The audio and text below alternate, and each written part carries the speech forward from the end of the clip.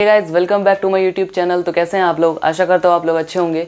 तो जैसा कि मैंने पिछली वीडियो में बोला था कि आगे हम रेस्पिरेशन पढ़ेंगे, तो आज मैंने रेस्पिरेशन पढ़ा है, तो आपको वो समझाता हूँ वीडियो में, ठीक है। और उसके टाइप्स भी देखेंगे। तो चलिए चलते हैं फटाफट से स्क्रीन पर।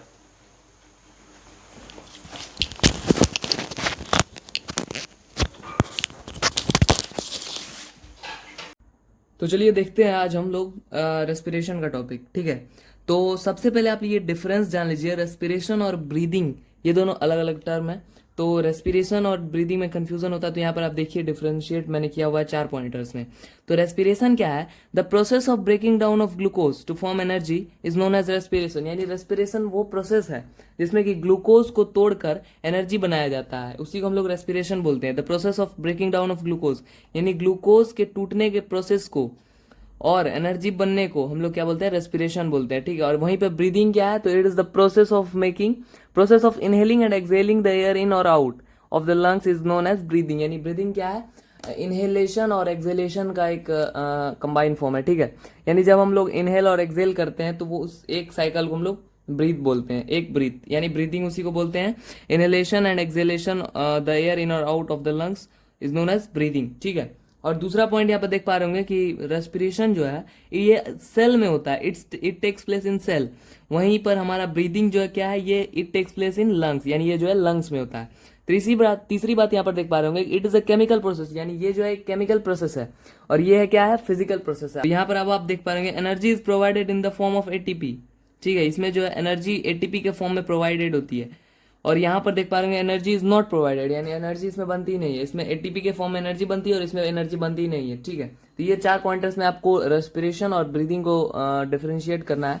उसके बाद यहाँ पर आप एक डायग्राम देख पा रहे हैं जो आपको बहुत हेल्प करेगा एक रिविजन लेने में और समझने में, ठीक है। तो यहाँ पर देख सकते हैं आप, लिखा हुआ है वाई डू वी ब्रीथ, हम लोग ब्रीथ क्यों करते हैं। तो यहाँ पर आप एक प्रोसेस देखिए।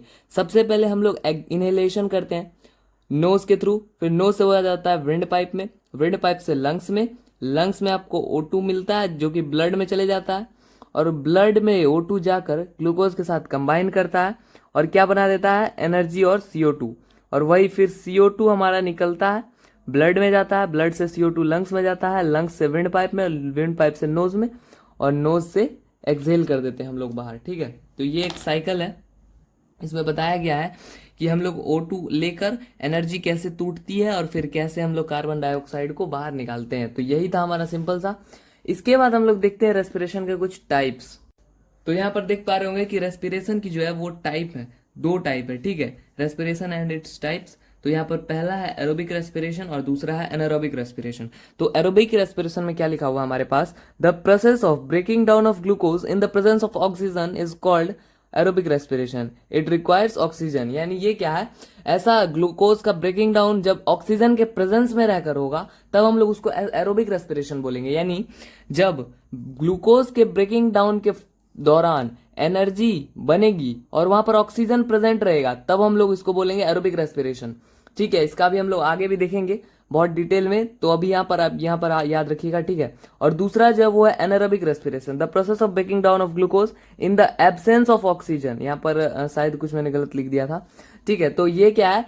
Process of breaking down of glucose, यानी ग्लूकोज का जब ब्रेक डाउन ऑक्सीजन के एब्सेंस में होगा तब हम लोग उसको बोलेंगे एनारोबिक रेस्पिरेशन, ठीक है। यहाँ पर O2 इज नॉट रिक्वायर्ड, यहाँ पे O2 मतलब प्रेजेंट नहीं होती है, नॉट प्रेजेंट लिखना चाहिए शायद यहाँ पे, ठीक है। और दूसरा पॉइंट यहाँ पे देख सकते हैं, it occurs cytoplasm and mitochondria. ये माइटोकॉन्ड्रिया और साइटोप्लाज्म में होता है और it occurs in cytoplasm only, यानी ये जो है साइटोप्लाज्म में होता है और ये साइटोप्लाज्म माइटोकॉन्ड्रिया दोनों में होता है, ठीक है। और यहाँ पर देख पा रहे होंगे एरोबिक रेस्पिरेशन जो है वो complete breakdown of glucose take place, यानी ग्लूकोज जो है उसका पूरा ब्रेकडाउन हो जाता है, उसमें कुछ भी बचता नहीं। और यहाँ पर क्या होता है? Incomplete breakdown of glucose take place, यानी यहाँ पर जो है ग्लूकोज का इनकम्प्लीट ब्रेकडाउन होता है, यानी आधे अधूरी तरीके से यहाँ पर ग्लूकोज जो है वो टूटता है।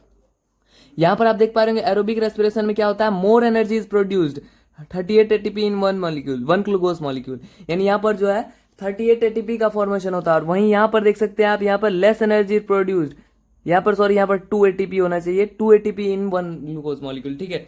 तो एनारोबिक रेस्पिरेशन में आपका 2 एटीपी बनता है और यहाँ पर आपका 38 एटीपी बनता है, ठीक है। और यहाँ पर देख सकते हैं and products are CO2 and H2O। यहाँ पर जो है एंड प्रोडक्ट होते हैं वो कार्बन डाइऑक्साइड और वाटर होते हैं। और यहाँ पर आप देख पा रहे होंगे एंड प्रोडक्ट्स आर एथेनॉल और लैक्टिक एसिड। यहाँ पर एंड प्रोडक्ट्स जो वो एथेनॉल और लैक्टिक एसिड होते हैं, ठीक है। तो अब यहाँ पर देख पा रहे हैं एनारोबिक रेस्पिरेशन के दो टाइप्स आप देख पा रहे होंगे। यहाँ पर फर्मेंटेशन भी इसको बोला जाता है, फर्मेंटेशन, ठीक है। तो पहला जो है वो अल्कोहलिक फर्मेंटेशन है और दूसरा लैक्टिक एसिड फर्मेंटेशन। तो यहाँ पर आप देख पा रहे होंगे कि एनारोबिक रेस्पिरेशन में दो टाइप्स हैं, पहला है अल्कोहलिक फर्मेंटेशन और दूसरा है लैक्टिक एसिड फर्मेंटेशन। तो अल्कोहलिक फर्मेंटेशन जो जनरली ईस्ट में होता है और ये जो है वो जनरली ह्यूमन स्केलेटल मसल्स में होता है, ठीक है। ऑक्सीजन इसमें नहीं प्रेजेंट होता, यानी प्रेजेंट नहीं होगा तब क्या होगा, आपका अल्कोहलिक फर्मेंटेशन होगा। यहाँ पर आप देखिए सबसे पहले हमारे पास जो ग्लूकोज था वो साइटोप्लाज्म में पायरुवेट में कन्वर्ट हो गया। पायरुवेट क्या है, तो ग्लूकोज को जब तोड़ते हैं तो हम लोग पायरुवेट बनता है, ठीक है। ये 3 कार्बन मॉलिक्यूल है, यानी इसमें कार्बन के 3 एटम्स प्रेजेंट होते हैं। तो यहाँ पर अब क्या हो रहा है कि कार्बन, ये ग्लूकोज जो वो पायरुवेट में तो कन्वर्ट हो गया, अब यहाँ से हमारा मेन स्टार्ट होता है, ठीक है। तो अगर यहाँ पर हमारे पायरुवेट को ऑक्सीजन मिल जाती है तो वो कुछ और बनाएगा, और ऑक्सीजन नहीं मिलती है तो और कुछ बनाएगा, और अगर ऑक्सीजन थोड़ी मोड़ी मिली तो वो कुछ और बनाएगा। तो यहाँ पर इस केस में आप देखिए ऑक्सीजन प्रेजेंट नहीं है, यानी इसको ऑक्सीजन नहीं मिली।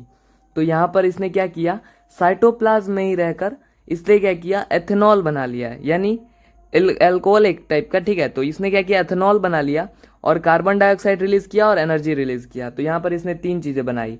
और अगर इसके पास यहाँ पर थोड़ा मोड़ा भी ऑक्सीजन प्रेजेंट हो जाता, यानी जैसा कि आप एनारोबिक रेस्पिरेशन इसमें लैक्टिक एसिड फर्मेंटेशन में आप देख पा रहे होंगे कि ग्लूकोज साइटोप्लाज्म में पायरुवेट में कन्वर्ट हुआ, उसके बाद अगर इसको हल्का फल्का थोड़ा मोड़ा, लैक ऑफ ऑक्सीजन है मानते हैं पर थोड़ा मोड़ा तो होगा, तो यहाँ पर इसको थोड़ा मोड़ा अगर ऑक्सीजन मिल जाए और ये तो ये क्या करता है, साइटोप्लाज्म में ही रहकर लैक्टिक एसिड का फॉर्मेशन कर लेता है, जो कि हमारे मसल्स में जो क्रैम्स आते हैं तो इसी की वजह से आते हैं, ठीक है।